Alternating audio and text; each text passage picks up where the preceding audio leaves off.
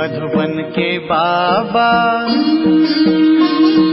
मधुबन के बाबा मुरली वाले, आपका क्या कहना,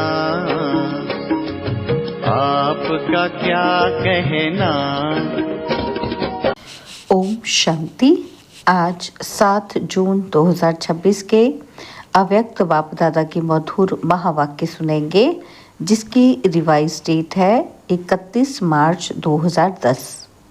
मुरली का सार है, पूर्वज और पूज्य के स्वमान में रह मनसा द्वारा सर्व की पालना करो, पूरे वृक्ष को सकाश दो। मुरली का सार, पूर्वज और पूज्य के सम्मान में रह मनसा द्वारा सर्व की पालना करो, पूरे वृक्ष को सकाश दो। तो चलिए बहुत प्रेम और एकाग्रता से सुनते हैं आज के अव्यक्त बाप दादा के मधुर महावाक्य। आज बाप दादा अपने चारों ओर के पूर्वज और पूज्य आत्माओं को देख रहे हैं। पूर्वज आत्माएं अपने को समझते हो ना? पूज्य आत्माओं का निवास कहाँ है? अपने झाड़ को सामने लाओ, उसमें देखो कि आपका स्थान कहाँ है। जानते हो कि आप पूर्वज का स्थान जड़ में है, तो झाड़ के जड़ में भी है और तना में भी है। तो जड़ के द्वारा ही सारे वृक्ष को पालना मिलती है। तो आप इस सारे वृक्ष के टाल टालियों व पत्तों की पालना करने वाले, सकाश देने वाले पूर्वज हो, और पूर्वज के साथ पूज्य भी हो। तना द्वारा लास्ट पत्ते को भी सकाश मिलती है। तो अपने को सारे वृक्ष को सकाश देने वाले अनुभव करते हो। नशा रहता है कि हम पूर्वज सर्व आत्माओं रूपी टाल टालियां या पत्तों को सकाश दे रहे हैं। जैसे ब्रह्मा बाप को ग्रेट ग्रेट ग्रैंडफादर कहते हैं, तो उनके आप साथी बच्चे भी मास्टर ग्रेट ग्रेट ग्रैंडफादर हो। सारे वृक्ष के आत्माओं को आप पूर्वज आत्माओं की तरफ आकर्षण है। आप पूर्वज आत्माएं उन्हों की पालना शक्तियों द्वारा करते हो। जैसे आप सभी पूर्वज आत्माओं की पालना बाप ने की, तो बाप ने कैसे की? शक्तियों के द्वारा। वैसे आप भी पूर्वज के नाते से शक्तियों द्वारा उन्हों की पालना करने वाले हो। आजकल देखते हो कि सभी आत्माएं दुखी हैं, पुकार रही हैं अपने अपने देवी देवताओं को कि आओ हमारी रक्षा करो, हमें शांति दो, हमें शक्ति दो। ओ क्षमा के सागर पूर्वज, हमें पालना दो। तो यह आवाज़ आप पूर्वज आत्माओं के कानों में सुनाई दे रहा है। अनुभव करते हो कि हम ही पूर्वज हैं। सारे वृक्ष में देखो, जो अन्य धर्म वाली आत्माएं भी हैं, तो वृक्ष में टाल टालियां होने के कारण वह भी आपको उसी नज़र से देखते हैं। उन्हों के भी पूर्वज आप ही हो। कोई भी धर्म वाली आत्माओं से आप जब मिलते हो, तो ये समझते हो कि ये भी हमारे ही वृक्ष की टाल टालियां हैं। वह भी जब आपसे मिलते हैं तो समझते हैं कि ये अपने हैं। अपनेपन का अनुभव उन आत्माओं को भी हो रहा है और होना है। तो इतना नशा, इतना अंदर से आप लोगों के पास रहम आता है। वो चिल्ला रहे हैं। क्या चिल्ला रहे हैं? कि रहम करो। तो अभी समय अनुसार आप सभी पूर्वज आत्माओं को मनसा द्वारा शक्तियों की पालना करनी है। उन्हों को आवश्यकता है, तो जितना आप अपने पूर्वज के नशे में रहेंगे, उतना ही आप द्वारा उन्हों की पालना होगी। वैसे भी देखो, किसी की भी पालना लौकिक में भी बड़ों से होती है। वही उन्हों के शरीर के खाने पीने, पढ़ाई, जो सोर्स ऑफ इनकम है, उनका प्रबंध करते हैं। तो जैसे बाप ने आप सभी बच्चों की भिन्न भिन्न शक्तियों से पालना की है, वैसे अभी आपका कार्य है। क्या कार्य है? कि सारे वृक्ष के टाल टालियों और पत्तों की पालना करना। ऐसा उमंग आप पूर्वज आत्माओं को आता है। नशा है, पूज्य भी हो, देखो, सारे ड्रामा में जितनी आप आत्माओं की कायदे प्रमाण पूजा होती है ना, उतनी पूजा कोई भी महात्मा धर्म पिता की नहीं होती। आपकी पूजा नियम प्रमाण, आरती होना, भोग लगना, ऐसी किसी की भी नहीं होती। तो गायन देखो, आपका कायदे प्रमाण कीर्तन होता है, किसी का भी ऐसे गायन नहीं होता। तो आप पूर्वज के साथ पूज्य भी हो। ड्रामा में आप जैसा पूजन और गायन किसी का भी नहीं है। तो बाप दादा ऐसी आप पूज्य और पूर्वज आत्माओं को देख कितना खुश होते हैं। बाप के दिल से बार बार यह गीत बजता है। कौन सा? वाह मेरे सर्व वृक्ष के पूर्वज और पूज्य आत्माएं वाह। तो आजकल बाप दादा आप सभी बच्चों को जो आपका सम्मान है, बाप समान संपन्न संपूर्ण बनने का वही रूप देखना चाहते हैं। उसके लिए एक बात बच्चों को ध्यान में रखनी है कि बाप दादा ने देखा कि सभी बच्चे पुरुषार्थ बहुत अच्छा भी करते हैं, लेकिन सदा शब्द हर एक को अपने पुरुषार्थ में ऐड करना है। क्या शब्द ऐड करना है? सदा। अटेंशन देना है। बाप दादा बच्चों से पूछते हैं कि जैसे बाप दादा आप सभी बच्चों को श्रेष्ठ सम्मानधारी आत्मा के रूप में देखते हैं, वैसे आप अपने को भी ऐसे सम्मानधारी समझते हो? बाप दादा ने देखा कि बच्चे भी चाहते हैं कि हम भी अभी अपने राज्य में चलें, अब घर जाना है। यह भी गीत मन में गाते रहते हैं कि अब घर जाना है, अब रिटर्न जर्नी करनी है। इसके लिए बाप दादा ने पहले ही कहा कि सारा समय अपने को कोई न कोई सेवा में बिजी रखो। बाप दादा ने देखा है कि सेवा की रुचि, सेवा का उमंग, उत्साह अभी भी बच्चों में है। अच्छी सेवा के समाचार भी बाप दादा सुनते हैं, लेकिन बाप दादा तीव्र गति में आगे बढ़ने के लिए बच्चों को विशेष अटेंशन दिलाते हैं। क्या दिलाते हैं? कि सिर्फ एक वाचा की सेवा नहीं, सेवा करते हो तो एक ही समय पर 3 सेवाएं इकट्ठी करो। 3 in 1 सेवा करनी है, बाबा कहते हैं। तो कौन सी सेवा? मनसा द्वारा सकाश दो, और वाचा द्वारा ज्ञान दो, और कर्मणा अर्थात अपने संपर्क द्वारा, संबंध द्वारा, चेहरे द्वारा ऐसी सेवा करो जो उसका भी प्रभाव साथ साथ सेवा में हो। एक समय में 3 सेवा इकट्ठी करो, क्योंकि अभी आत्माएं सेवा के लिए चाहती हैं। कुछ फर्क हो, कुछ बदलना चाहिए। तो एक समय पर तीनों सेवा कर सकते हो? कर सकते हो? तो चेक करते हो कि जिस समय वाणी की सर्विस करते उस समय मनसा द्वारा और कर्मणा अर्थात संबंध संपर्क द्वारा भी सेवा हो रही है, होती है साथ साथ। अच्छा, जो समझते हैं कि हम एक ही समय में 3 सेवा करते हैं वो हाथ उठाओ। एक ही समय 3 सेवा, तो अभी अटेंशन प्लीज। कभी कभी नहीं। क्या होता है? सेवा तो करते हैं, लेकिन सेवा में साथ साथ अपने में और साथियों में संतुष्टता, क्योंकि सेवा का फल है संतुष्टता व खुशी। तो चेक करो कि सेवा तो की, लेकिन पहले भी सुनाया कि सेवा की खुशी तब होती है जब स्वयं, साथी और वायुमंडल सभी संतुष्टता के वाइब्रेशन में हो। सेवा की सफलता की 3 बातें विशेष सुनाई थी, याद होंगी। तो पहला नंबर सेवा अर्थात निमित्त भाव, और दूसरा निर्माण भावना, और तीसरा निर्मल वाणी। भाव, भावना और स्वभाव, यह सभी साथ साथ सेवा में है, तो स्वयं भी संतुष्ट और साथी भी संतुष्ट, और जिन्हों की सेवा की वो भी आगे बढ़ते जाएं। निमित्त भाव वाले बाप की तरफ से संबंध जोड़ेंगे। अगर निमित्त भाव नहीं तो बाप के नज़दीक इतने नहीं आएंगे। तो जब भी सेवा करते हो तो ये चेक करो कि भाव, भावना और स्वभाव ठीक रहा। और आजकल बाप दादा ने देखा कि जो मूल बात है, बाप दादा की कि हर एक को अपने को चाहे कहीं भी सेवा के लिए जाते हो तो चेक करो। क्या चेक करना है? कि साथी संतुष्ट रहें, क्योंकि सेवा की सफलता है संतुष्टता का फल प्राप्त होना, खुशी प्राप्त हो।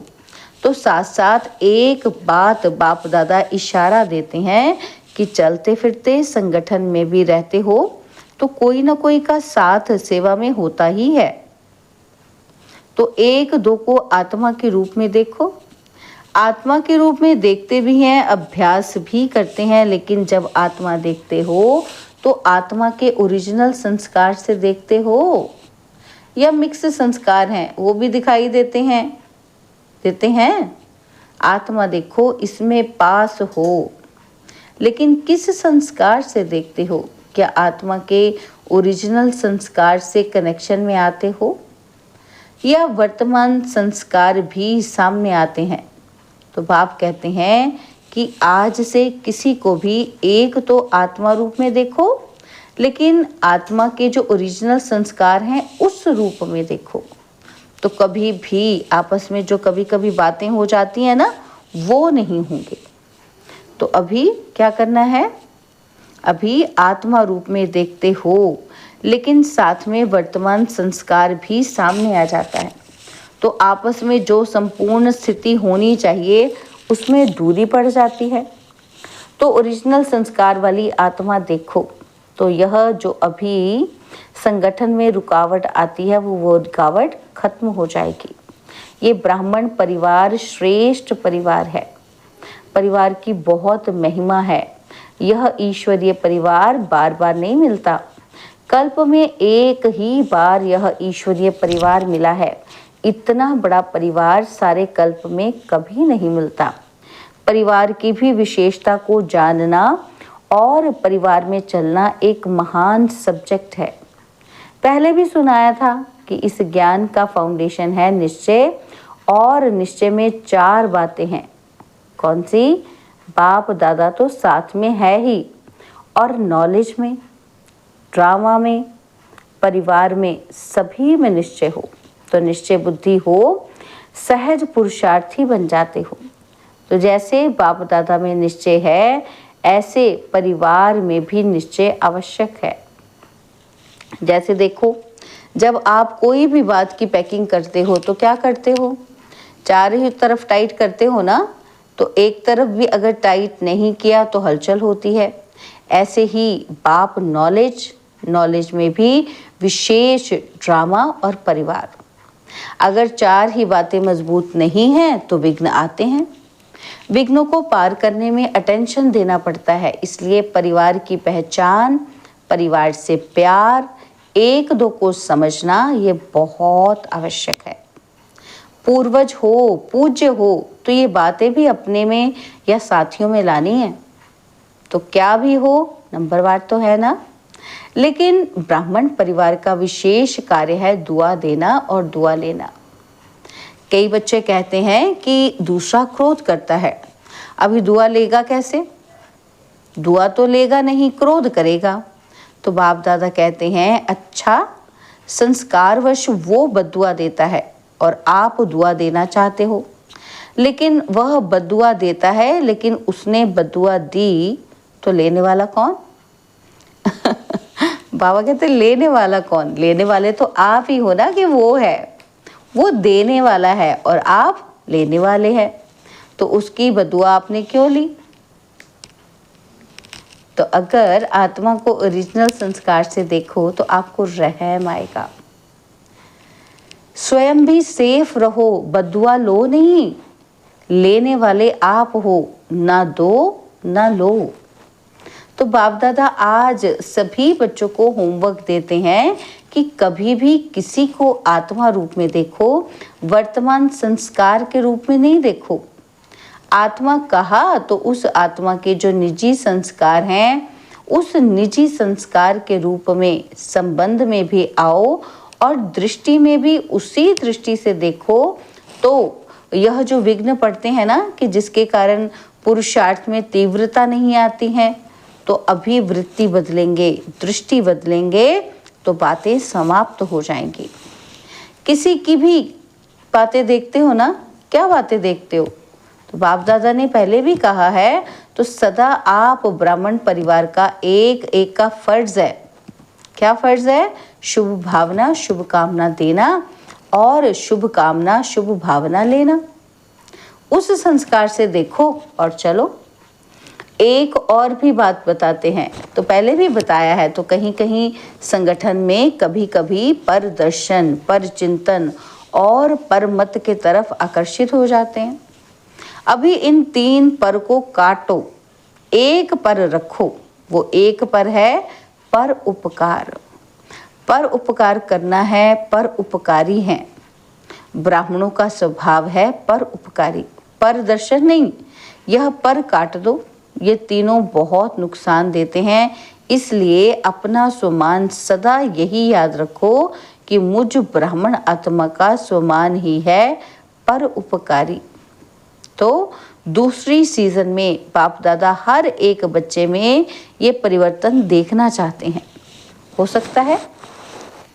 तो बाप दादा मुबारक देते हैं। 1-2 को अटेंशन दिलाते रहना। क्या करना? रोज रात को सोने से पहले बाप दादा को गुड नाइट करने के पहले अपने सारे दिन का पोता मेल देना। अच्छा किया या बुरा किया, जो भी किया वो बाप को पोता मेल देकर अपनी बुद्धि को खाली करके गुड नाइट करना और बाप की याद में ही सो जाना। और फिर आपकी नींद बहुत अच्छी होगी। तो पहले अपने को खाली करना, बुद्धि में कोई बात नहीं रखना। तो बाप के रूप में सारा पोता मेल सच्ची दिल का दे दिया, तो आपको धर्मराजपुरी में जाने की आवश्यकता नहीं पड़ेगी। सच्ची दिल पर साहेब राजी हो जाएगा। तो होमवर्क मिला। एक तो अपने पूर्वज और पूज्य स्वरूप की सेवा चलते फिरते कर सकते हो। बाप ने देखा कि ये जनक बच्ची ने तबीयत खराब होते कराची की सेवा में विशेष मनसा साकाश दी। चाहे निमित्त कोई भी है, लेकिन इसने प्रैक्टिकल में किया। वहाँ की आत्माओं को सकाश मिली और आगे आगे उमंग में बढ़ रहे हैं। तो ऐसे बाप दादा ने प्रैक्टिकल एग्जाम्पल देखा। तो आप सभी भी कर सकते हो। दुखी को, चिल्लाने वाले को खुशी की लहर पहुंचा सकते हो।